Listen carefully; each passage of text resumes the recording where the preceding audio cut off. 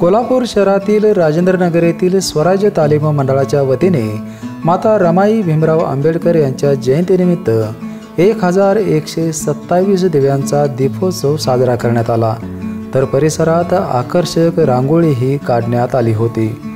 राजेंद्रनगर येथील महिलांनी एकत्र येऊन हा रमाई जन्मोत्सव साजरा केला।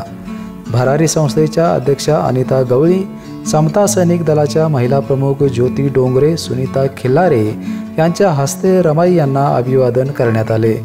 शहरात प्रथमच असा रमाई जयंतीनिमित्त दीपोत्सव साजरा करण्यात आला। यावेळी मंडळाचे प्रमुख सुखदेव बुद्ध्याळकर, अध्यक्ष प्रवीण बनसोडे, सविता नागटिळे, मीना कांबळे, संगीता चक्रे, शोभा बुद्ध्याळकर, सपना बनसोडे, रुपाली आठवले आदींसह मंडळाचे पदाधिकारी आणि महिला मोठ्या संख्येने उपस्थित होत्या।